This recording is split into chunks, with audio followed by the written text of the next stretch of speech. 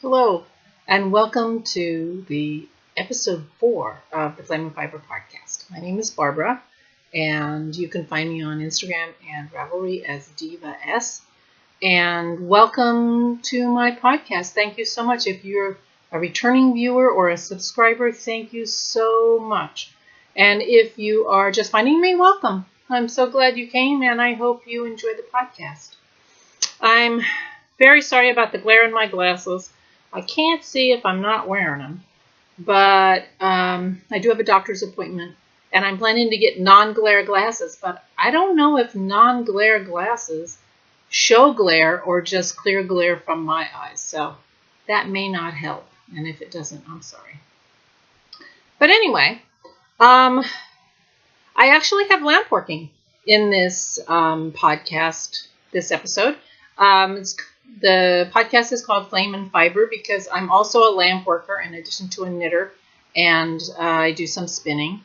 And lamp working is the art of melting glass in a torch and making things. I make beads, and this week I've been making head pins. I've actually gotten into the lamp working studio and been making some stitch markers because this week, since the last episode, I decided to go to Rhinebeck. I have no idea why I wasn't always planning to go to Rhinebeck, but for some reason, I just hadn't thought about me going. I've gone to the Maryland Sheep and Wool show twice, this year and last year, and I really enjoyed it. Well, my first year, I had no idea what I was doing, and I was like stupid. I bought all kinds of stuff.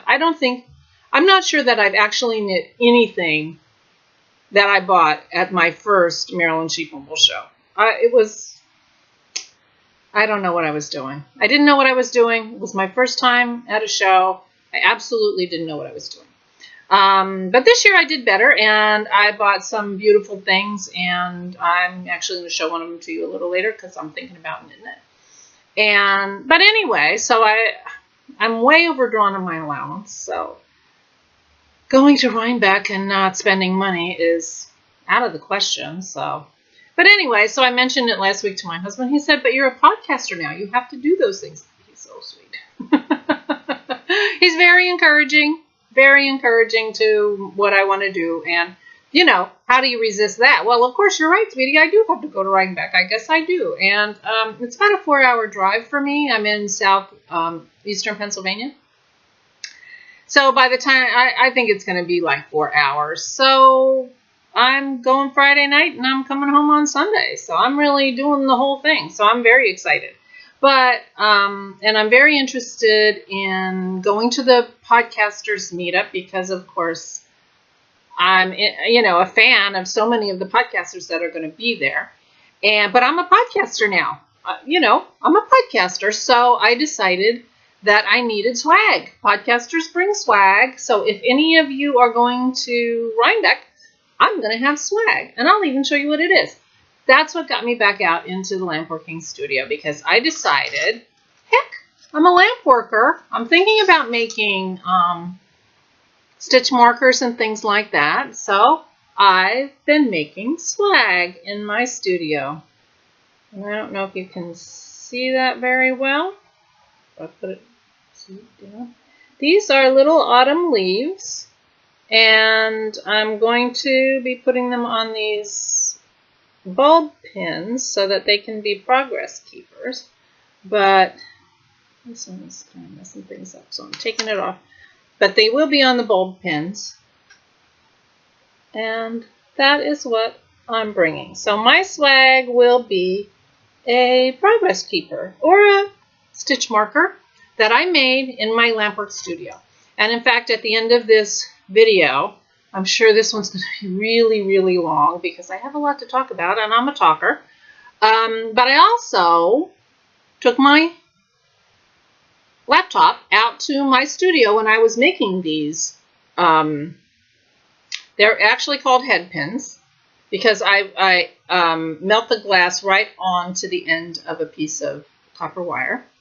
And then I just make the loop out of the wire, and I don't have to string anything. It's all set up. It's really, I thought it was a great idea for swag. So anyway, I took my laptop out and I just set it up, and I wasn't sure if you could hear me or not because there are some noisy pieces of equipment out there, but you can, even though I say, oh, I don't know if you can hear me. I say that a few times, so ignore that part because now I know you can hear me. And I think I figured out how to put two pieces of video together, so I'm pretty sure I'll be able to add that at the end of the show. But it's 18 minutes long, so I talk. I'm a talker. Plus, I show you the whole process. I make my warm-up bead and my, whatever. The one thing I don't mention in that video that you might want to take notice of is behind me, just like here, I'm sitting with my yarn stash in a cabinet. My husband and father-in-law built that lamp working studio for me, and it is absolutely gorgeous. And behind those glass doors, behind where I'm sitting, you'll see, are round PVC pipes.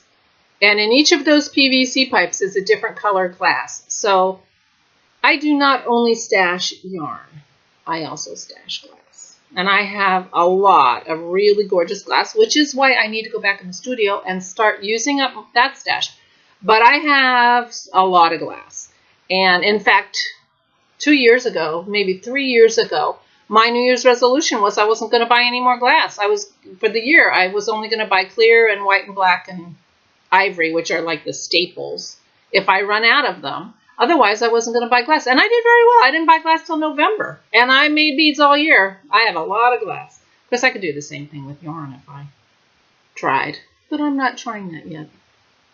Anyway, so I'm going to Rhinebeck. So I would love to meet you. If you're going to Rhinebeck, please, please, please, and you see me, please say hello. I would love to meet you. And I am hoping to meet up with Helen and Mary Beth of the Crafty Toads podcast for some shopping enabling. And we are planning to go to the podcasters meetup. So if you see me there, I'll be fangirling all the other podcasters. But I will have stitch markers for swag, and I would love to give one to you. So please, and I would really like to meet you. More importantly, I would love to meet you and get to know other people in the knitting community. So if you're at Rhinebeck, please, and you see me, please say hello. I'll be wearing my Joji Locatelli super bulky grandpa sweater, which was in episode 2. For the most part, and because I just made it, so it counts as a Rhinebeck sweater, right? I think it does. I haven't put the pockets on it yet, I will admit, but that's all right. I can still wear it without pockets, although I do like a pocket. Okay, but what I'm wearing, I am wearing my Roll the Dice Boneyard shawl that I talked about last week. I finished it. And I call it the roll the dice because I rolled 3d6 dice to determine the number of rows. And I love that concept. I did not make that up. I heard that somewhere. There are other sort of random scarves and how you do that with stripes and stuff. So I thought I would try that. I don't think it worked quite as well for me because maybe I should have used only 2d6 instead of 3 because my numbers ended up kind of large. And so while these stripes of my hand spun are not exactly the same, they're close enough that you probably can't tell. So the yarn here is, this stripe here is my hand spun that I spun from Into the World. It's 60% Polworth and 40% Tussa silk, and I love this yarn. I was so excited about it. The color is called Moriarty, and it's from Into the World Fiber, and it was beautiful. And the complementary stripes are from Succulent Fiber, and I got this yarn as a in my Fiberista Club 1 month. I got 2 skeins of it. So I was a little reluctant to use only 1 skein of it, but I'm glad I did because I love it. It is so squishy and warm. And it's half 50% superfine merino and 50% mulberry silk, and the color is called River Ash. And I love it. And I'm glad to have another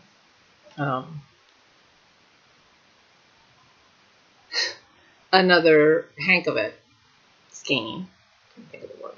So I was playing yarn chicken at the end. I would have liked to have my last rows be bigger, but that wasn't happening. This was all I have left of both of the colors. I'm hoping that this river ash, I have enough left, because this is very close to the color of my grandpa sweater. And when I do put the pockets in, the grandpa sweater is designed by Hoagie Locatelli. She recommends sewing the pockets with a similar colored yarn, but not bulky. And this color is really very close to what my grandpa sweater is. So this is going to be my Rhinebeck shawl, because it'll go with my grandpa sweater.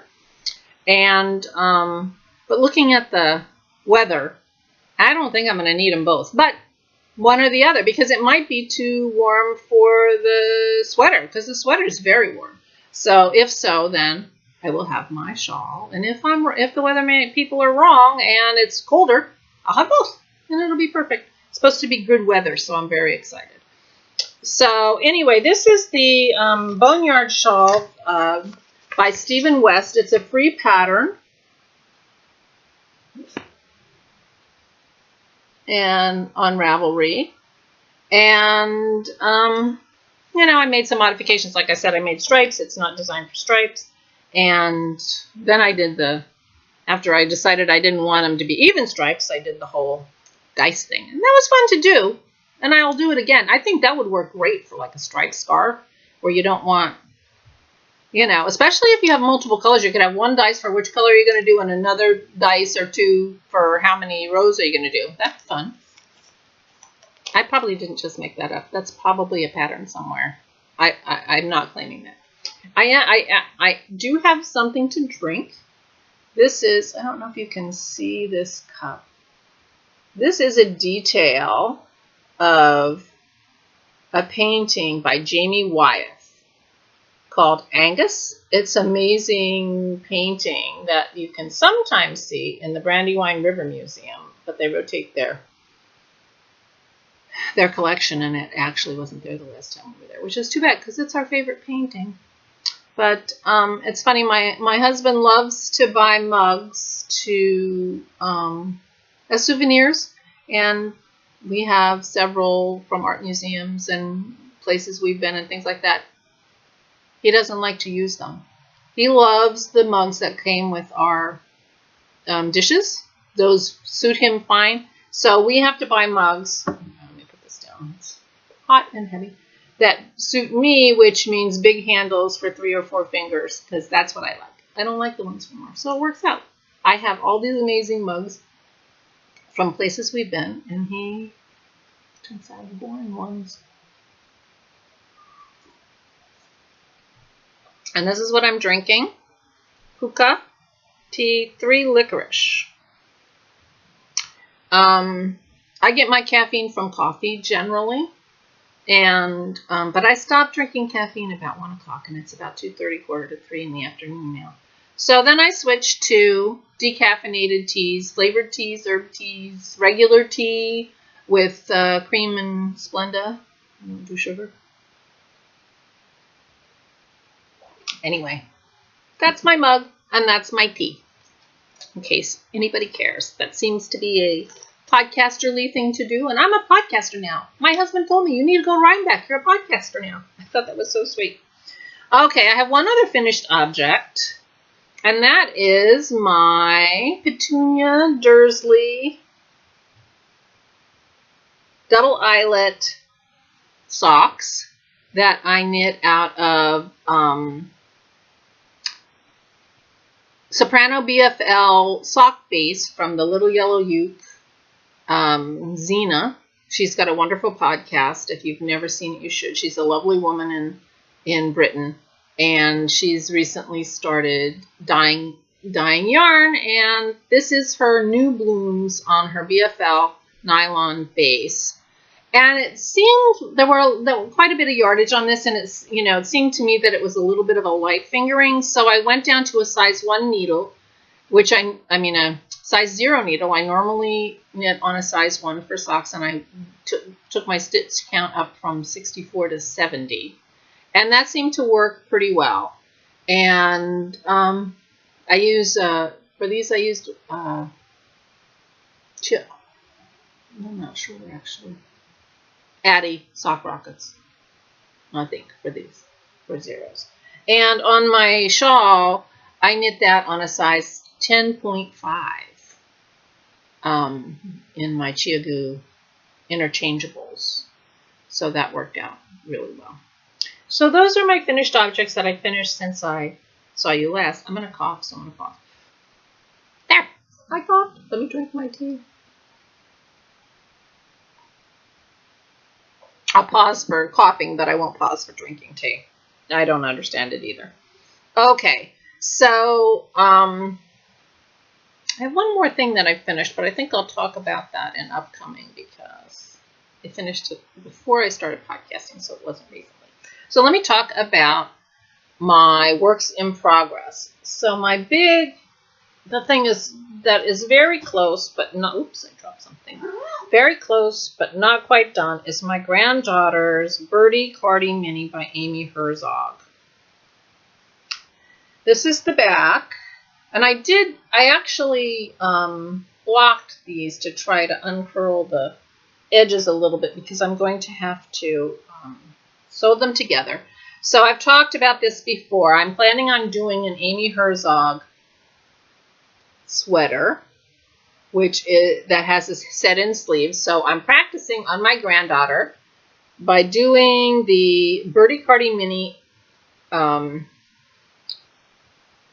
that is also in the book.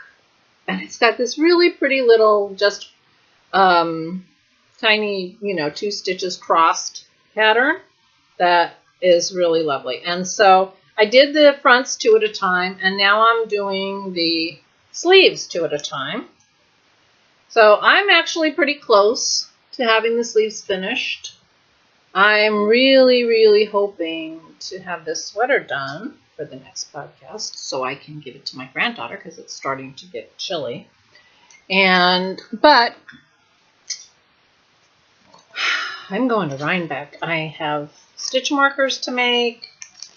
And I'm going to be in Rhinebeck for a couple of days, so I'm not sure if I'll get it done. But here's a picture of the finished cardigan, which she also did in red, and my granddaughter's favorite color is red. And this is from the You Can Knit That by Amy Herzog. I reviewed this in my second episode, if you have any interest in hearing my opinion of this book, which is basically, I love it. I am planning on doing a set-in sleeve cardigan for myself. So I'm practicing on Isabel, and I'm sure she will not mind because she does love a red sweater.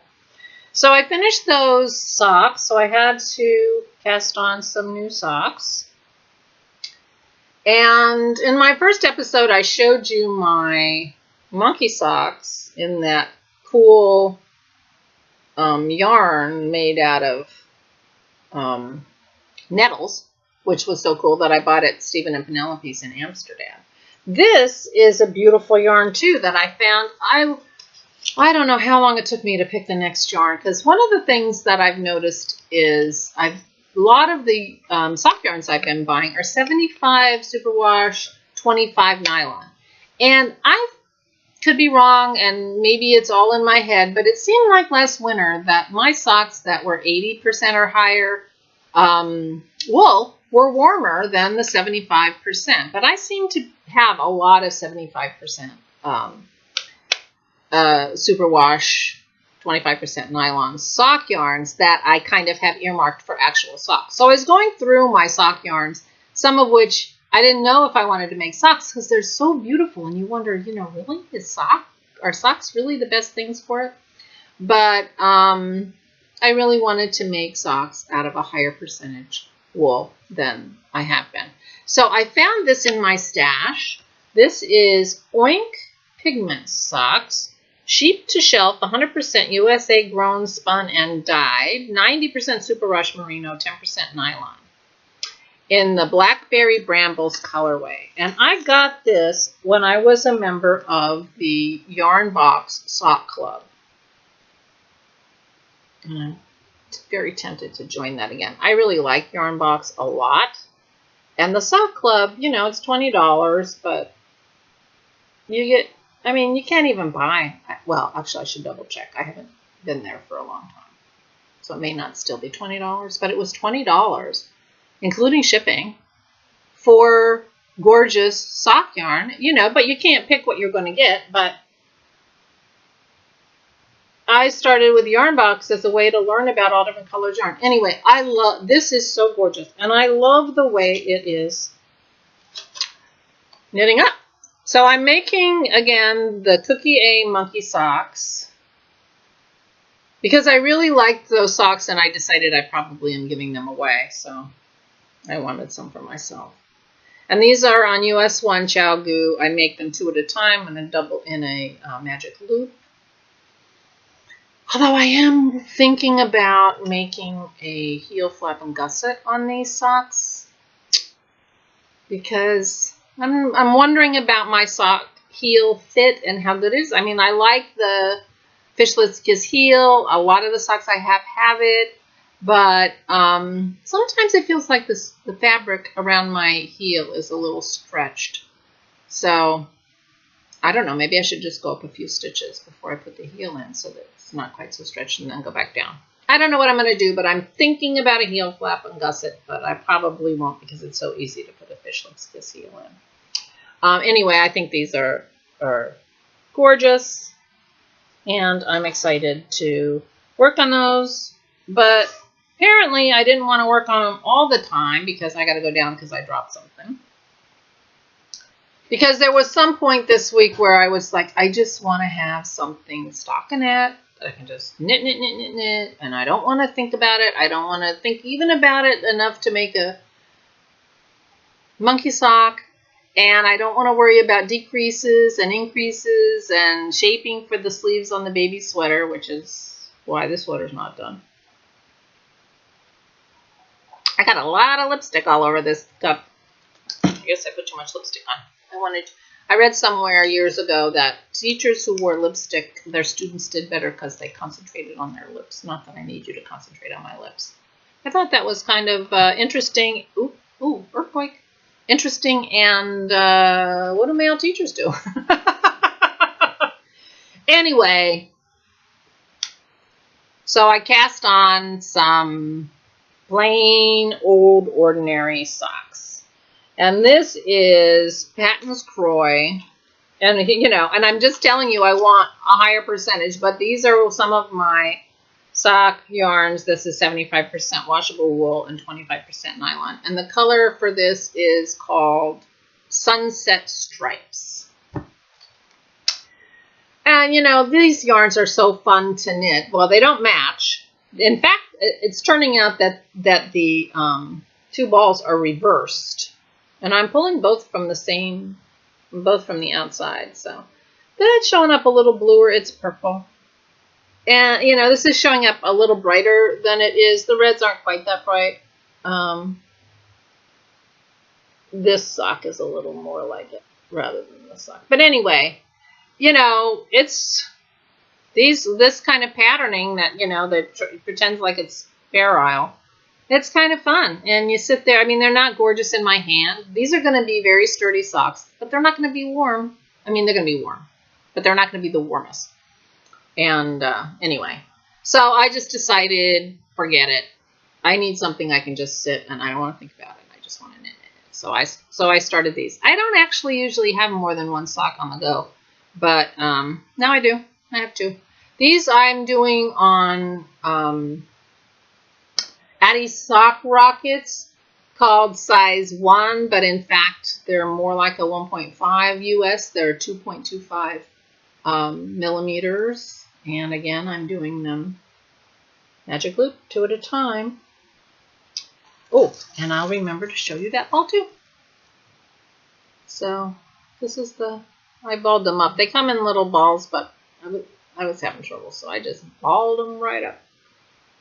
So it's got lots of different colors in there, and they're gonna be fun socks. They're gonna be fun to wear. I did one other pair of socks, either in Patton's Croix or in Regia, that did the same kind of thing, but I ended up making them too big, and I ended up giving them to my father for Father's Day.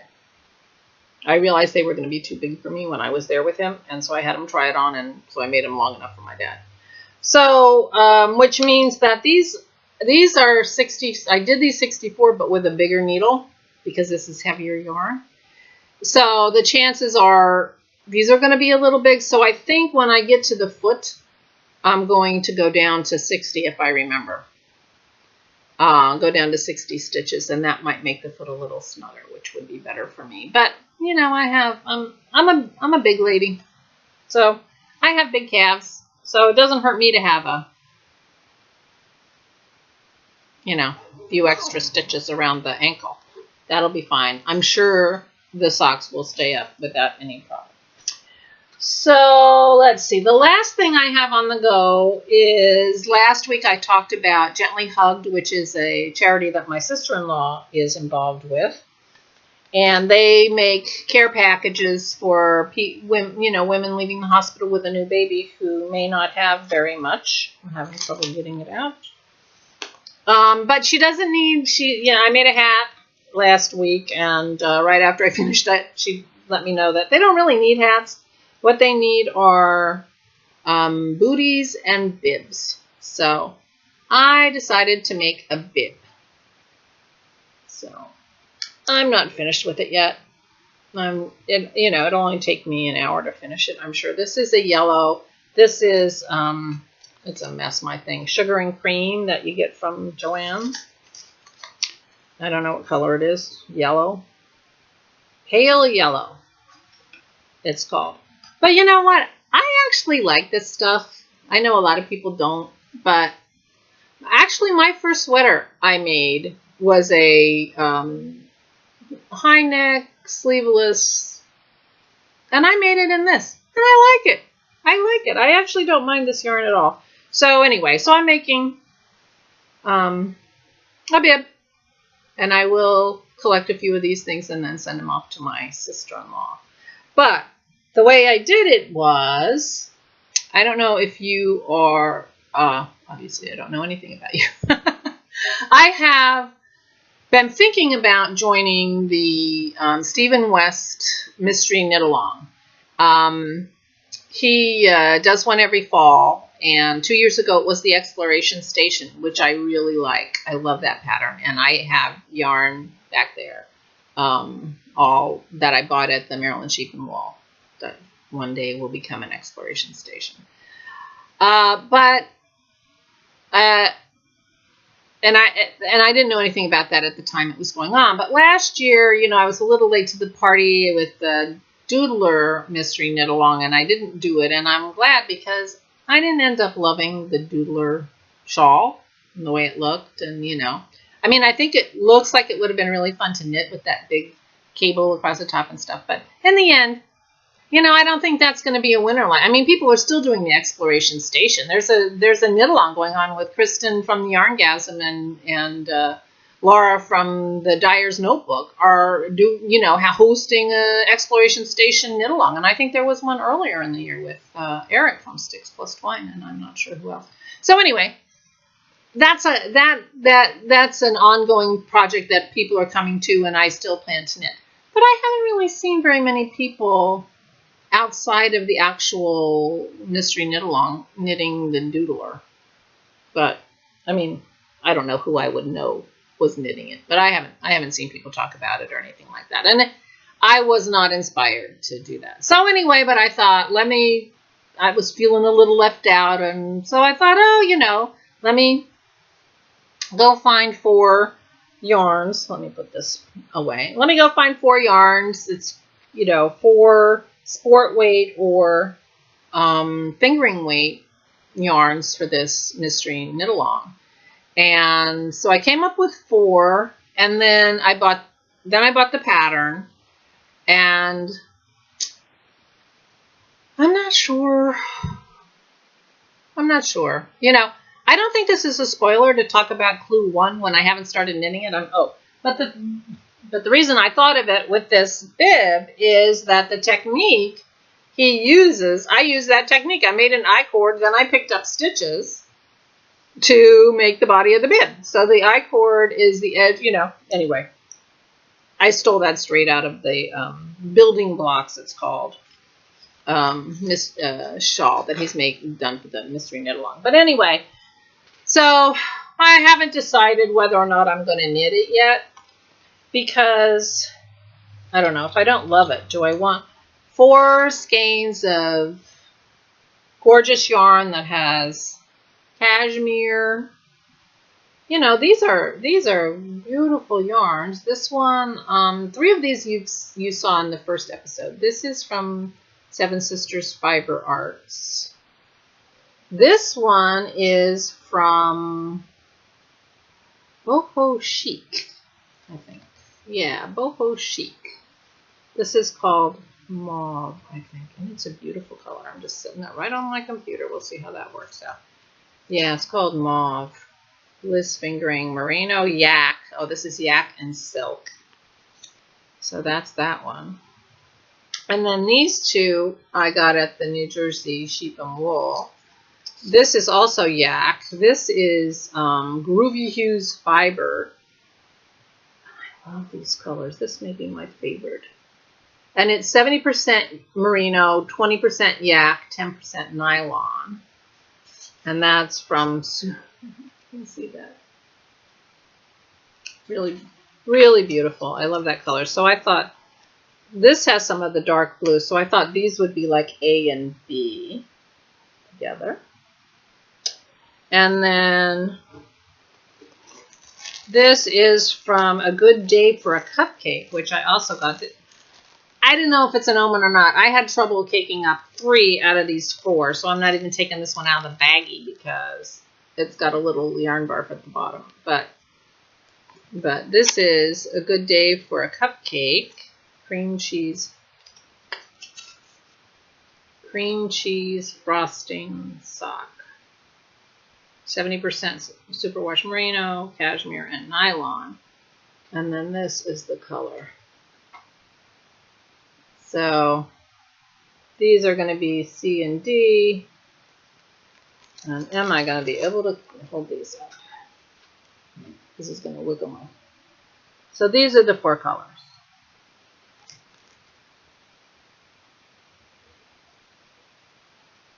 So these are what I thought I would do the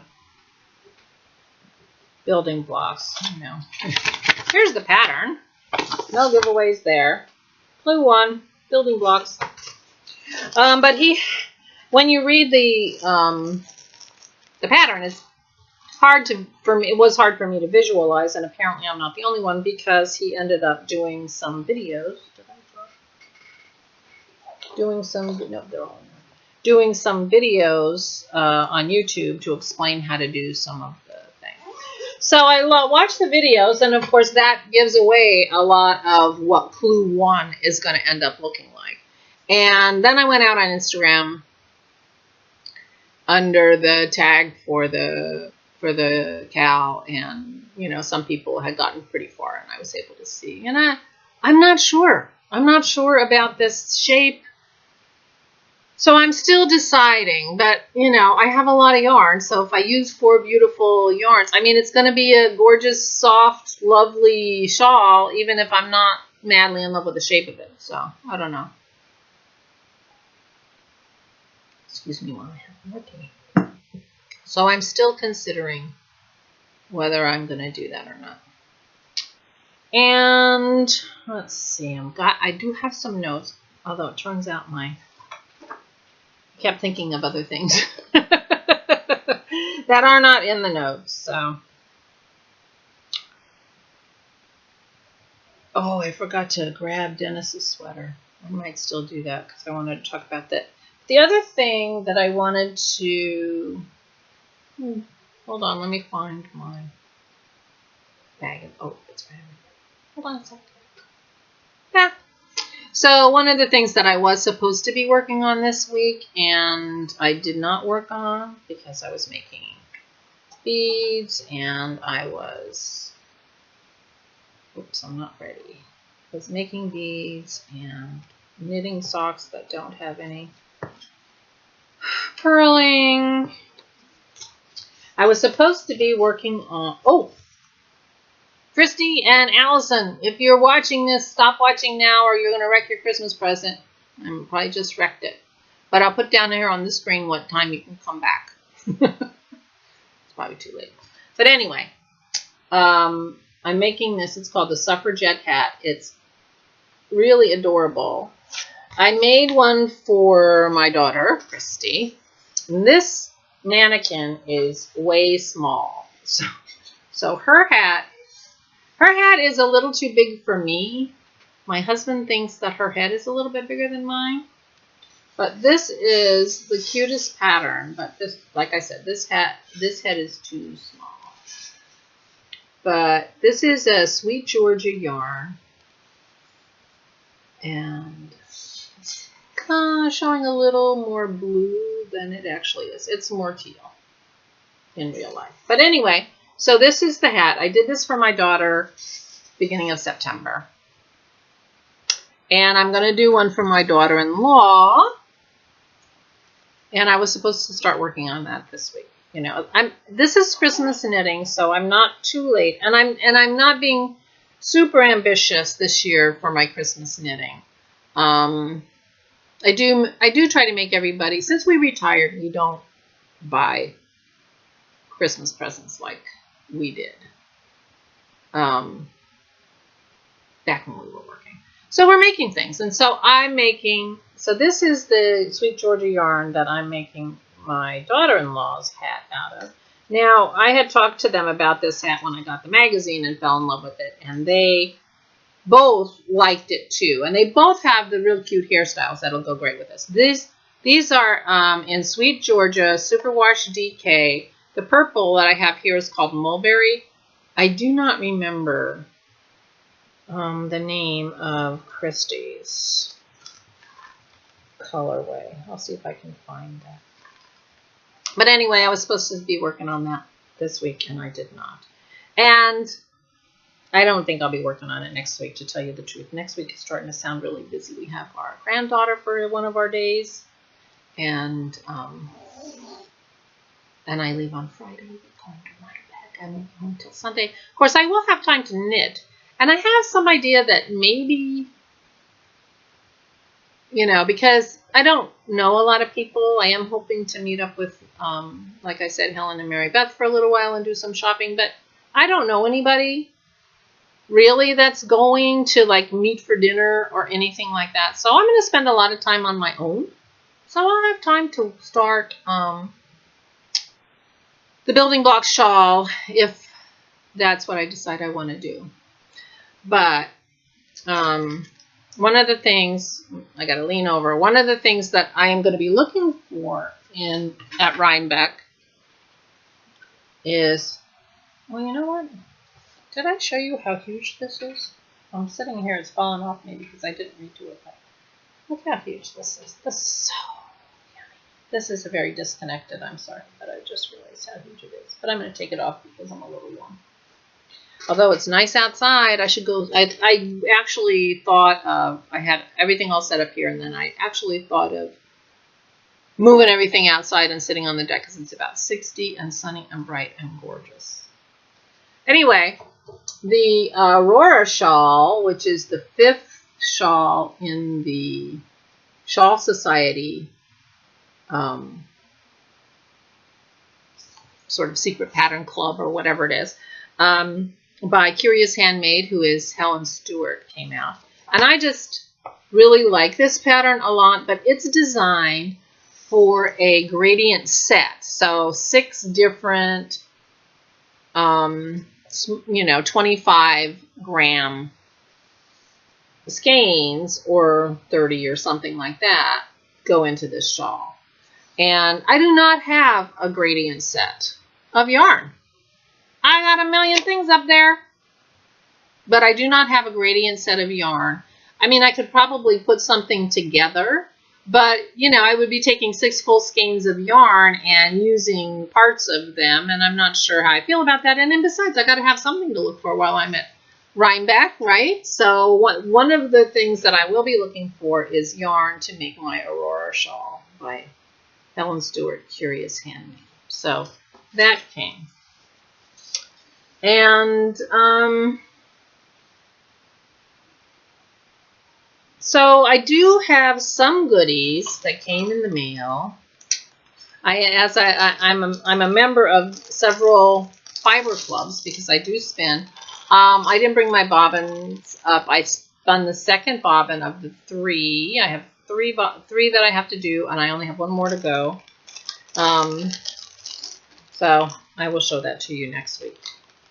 Although I don't imagine I'll be doing very much spinning either this week. I don't know why suddenly this coming week just suddenly won't have nearly as much time as I usually have. And I'm retired and I have a lot of time. I have a lot. I'm very lucky. Oh. I do realize how lucky I am. Believe me. So sorry for the crunkling. The yarn club that came this week was my Highlands Handmade Club. And this is a young woman in Maine, Heather, who sells yarn. She dyes yarn and fiber under Highland Handmade. And she has a podcast called The Fiberista Files. And so I am a member. She has 2 fiber clubs and several yarn clubs that she does. And I am a member of both of the fiber clubs. So this is a Corriedale Cross in the, what does she call this one? Fall In.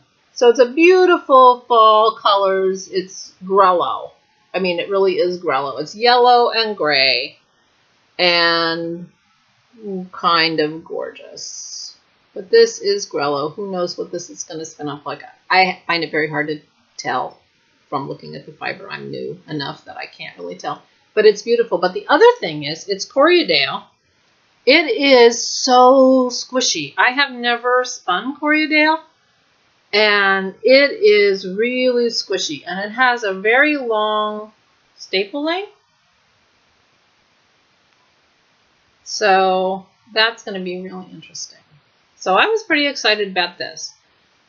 But this wasn't the most exciting part. The other club that she has, that I'm a member of, is the Natural, she called the Natural Colors Club or the Natural Fiber Club, where she doesn't dye it. It's just natural. And so she's curated, essentially, this 12 different fibers that come in their natural color. And 4 of the months are going to be Shetland, 4 different colors of Shetland, and then the other 8 months are other things. And I showed you in, I think it was my first episode, last month's yarn, which was Yak, which is amazingly soft and wonderful. Oh, of course, I haven't done anything with this. But when I saw this fiber, I couldn't believe it. This is 100% Gotland. I have never seen Gotland before. I have never seen anybody selling Gotland before. Although I've recently been watching some podcasts, and I didn't write down who they were, where they were talking about. They had gotten a Gotland fleece once. But this fleece, the staple length, is so long. It is, I gotta move my hands back. So this is 7 inches, 8 inches. I mean, this is crazy long. Beautiful. It's got a wonderful kind of sheen to it. I told my husband, it's like a horsetail, only really, really soft. Because that's what it feels like. It's got such a long staple length that, anyway. So I looked up in my, I have a book, I think it's called Fleece for Spinners or something like that, where there were like there was one sentence about Gotland. I mean, really, nothing in there about Gotland at all. They did acknowledge that it existed, and that was all. But I did find in the Fleece and Fiber source book, they do have a page on Gotland, and they do show sort of what it will look like spun up this way and that way. Anyway, I got 8 ounces of this. I have no idea what I'll do with it, but so many of these fibers that are so amazing are kind of getting put in the special fiber corner to await my skills to improve, although I hesitate to do that since, you know, if you remember my first podcast, Jacqueline Salem of the Brooklyn Knit Folks said, go for it. And, you know, I could always buy more, I suppose, but I am over budget. I've spent all my allowance plus some. So I don't know what I'm going to do in Rhinebeck, but, you know, it's Rhinebeck. Anyway, this is so gorgeous. So these are the goodies that I got in the mail. So I'm not sure what else I should say. I do want to reiterate, if you're going to Rhinebeck and you see me, please say hello. I would love to meet you. And I think I'm going to kind of stop here, which is, you know, 45, 46 minutes. But it's not going to be a short episode because I did do this filming in my studio. And like I said, I just took my laptop in there and I set it up. So there are no close-up shots. I mean, I do try to move towards the camera with some things to show you. But, you know, this was just to give you an idea of what I do when I'm lamp working. And I was pretty excited to be in the studio. And like I said, these are the things I was making. And these are my swag. So they will be little progress keepers, stitch markers. In the week and a half since I decided to go to Rhinebeck and start making this swag, I looked high and low for copper bulb pins or copper lever backs. I could have put them on lever backs. I couldn't find any nice copper findings in the week I had, you know, because I had to have them by now so that I can make these things. So anyway, so I decided to go with the black, and I may be, I probably am going to do something that will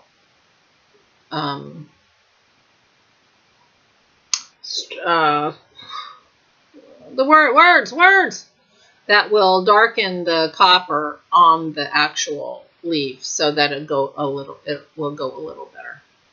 That's my plan for now, but we'll see if I have enough time to do that. So you can, just like you age silver and you get a little black and whatever, you can do that with copper too. So I might do that. Anyway, I'm going to say goodbye. Thank you so much for watching my podcast. And if you have no interest in lamp working, then now's the time to leave, because there's going to be a section about lamp working after this. But I do want to say thank you so much, and I hope anybody who was in Matthew's path is fine.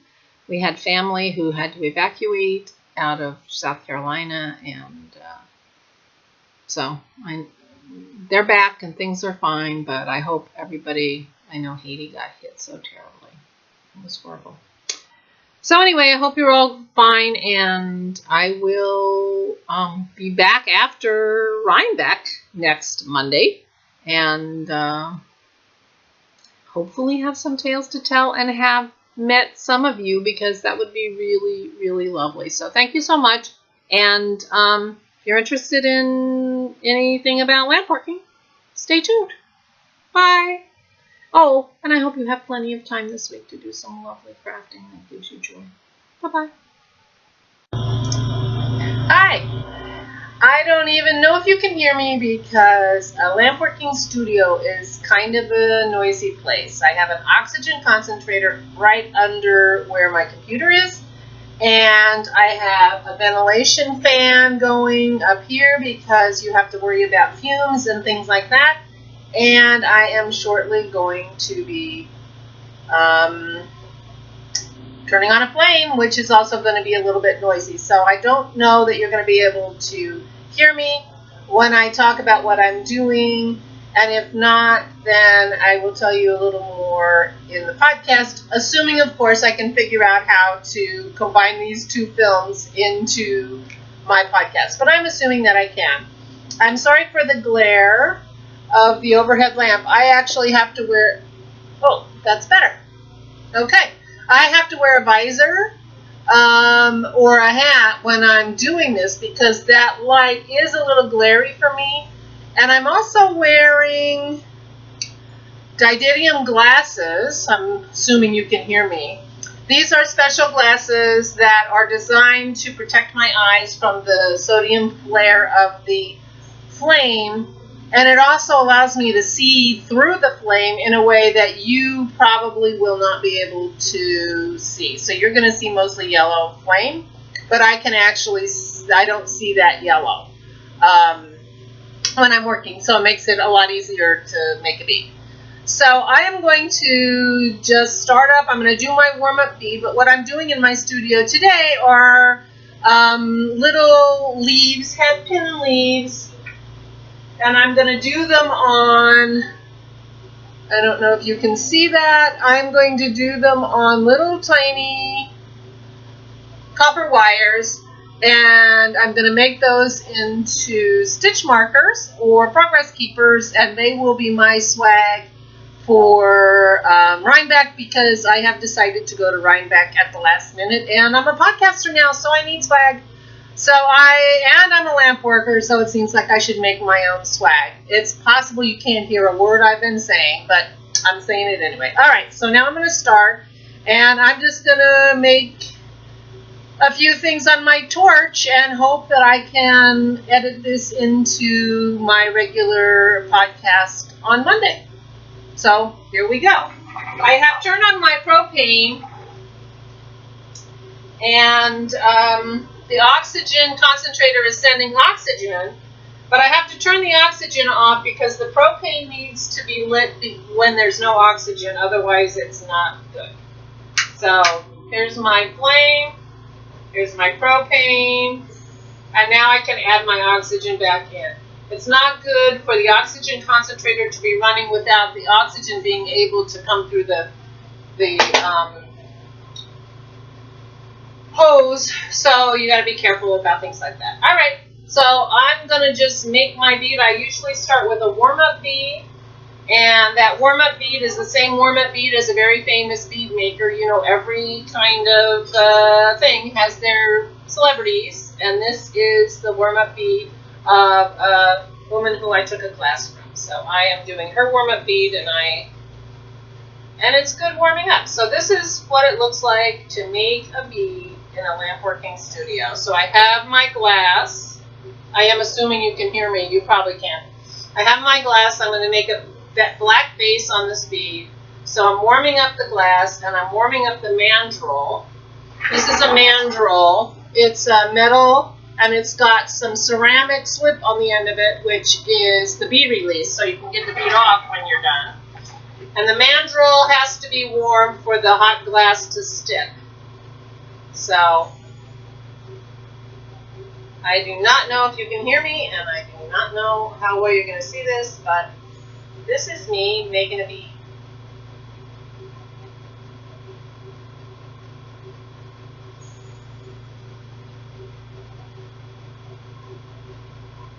So the way you shape this molten glass is through heat, through gravity, and there are some tools.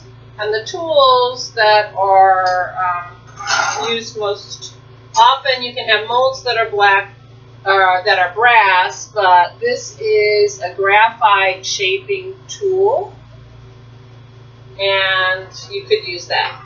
I do not use any, I use heat and gravity to shape these beads. This is just my warm-up bead. I'm not actually going to be making beads today. I am making what is called headbands. So, but I'm warming up with my warm-up bead just so it gets my everything going good.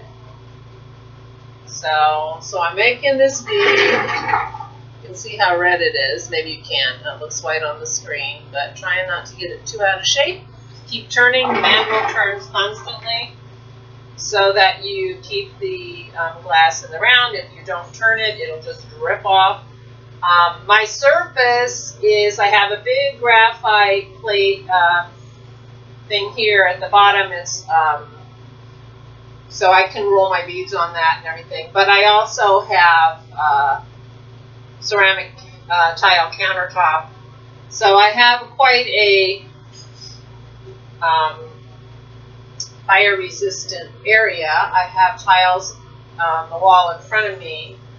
There is a little bit of wood on the edge, but I guess I don't care if it gets a little scorched. It certainly isn't going to burn down. So now I'm putting white dots on this bead, and I'm using what is called a stringer.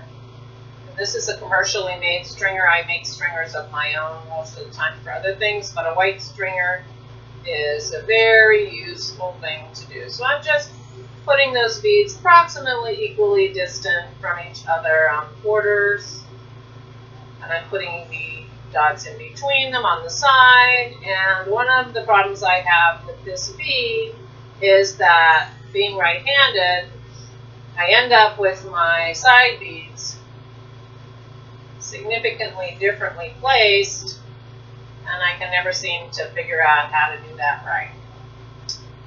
But, you know, what are you going to do? It's sort of like, oh, that didn't turn out too bad. Sort of like, you know, sometimes you just have to look up how to do make one left, make one right every time you do it. All right, so I'm going to melt those dots in and then put some other little dots on, and I'll show you the one I made yesterday, so you'll see what this bead is actually somewhat going to look like. Although the bead I made yesterday doesn't look as good as this one, because it was the first time in the studio in about a year, which I am embarrassed to say, because as soon as I get back to it, I love it. I am a pyromaniac, I think, in addition to everything else. So I'm just going to put little dots on this, and then I'll show you. And oh, I forgot to turn on my kiln. Shoot. So I was going to say, then I'll put it in my kiln, but my kiln will not be at temperature because I forgot to turn it on when I walked in the door. Rats. So you can see that my studio ends up being, you know, warming up a little bit, which makes it somewhat unpleasant in the dog days of summer, because of course it's in a shed with no heat or air conditioning. But on the cool days, between the torch and the kiln, it does end up being cozy. So I will be taking these sleeves off shortly.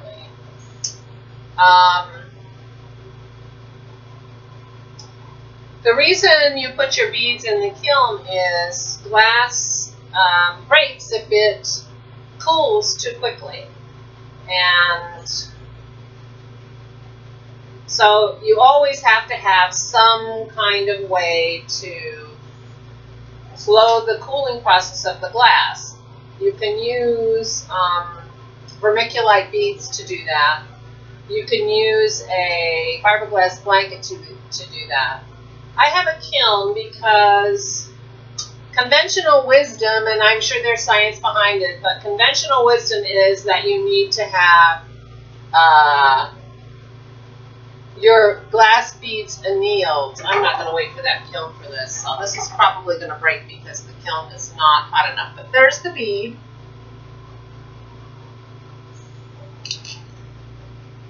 And I'm just going to put it in here and hope it doesn't crack, but it's very likely to. This is the one I made yesterday.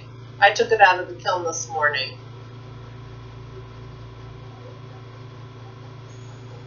And that was my warm-up bead. But what I'm going to be making are leaves for stitch markers, so my swag at Rhinebeck will be a stitch marker. And I hope people like them. And so I'm making them on little copper wires. And then I'll just make a loop out of the wire and attach it somehow to make it into a wire. I am using a variety of colors of glass to make fall colors because it seems like fall in upstate New York is for beautiful fall colors. So that's what I'm doing. And the ones I did yesterday turned out really cute, and I'm pretty happy with them. So I'm going to keep going in that vein. So hopefully, I mean, these are going to be small, so they're not likely to crack, even though the kiln isn't quite up to temperature yet. But again, I have to heat up the metal wire or the glass won't stick. So I'm heating both the glass and the metal wire. Oh, and I have a little tool here that will make it leaf shaped a little bit, and then to make it, the ones I liked best from yesterday, I used the tweezers to shape the spines. So that's what I'm going to do. And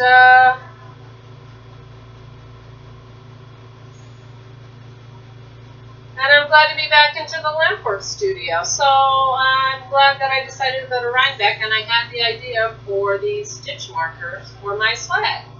So I'm kind of tickled with them, and I hope people like them. And I hope if you're going to Rhinebeck, you introduce yourself and come and get a stitch marker. So I've just put glass on the end of that wire. And now I'm going to melt it nice and soft, again, since I cooled off while I rolled over there. And then I'm going to squeeze it, kind of get a little bit of a leaf shape on it. I think I usually put too much glass on because it doesn't come totally leaf shaped, but that's okay. I'm going to squeeze it again. And I'm trying to get a leaf shape, and like I said, the ones I did yesterday that I liked the best had the, and I have a thing of water here. There's always water nearby, because even though you're working with glass, your biggest danger is not getting cut. Your biggest danger is getting burned. And you always need to have, oh, that turned out pretty good. All right, so there you go. You can't, the color isn't going to show up until it's cool again. But that one is a red one, believe it or not, coming up black. But I am putting it in the kiln. I think because it's small, it shouldn't be a problem that it is not, the kiln is not quite up to temperature. But these will be annealed, and so, I started talking about annealing. Annealing is supposedly, and I believe it, I don't know why I say supposedly, annealing aligns the molecules in the silicone and glass to make it stronger. And if you're selling your beads, or, then you definitely want to create the strongest glass you can.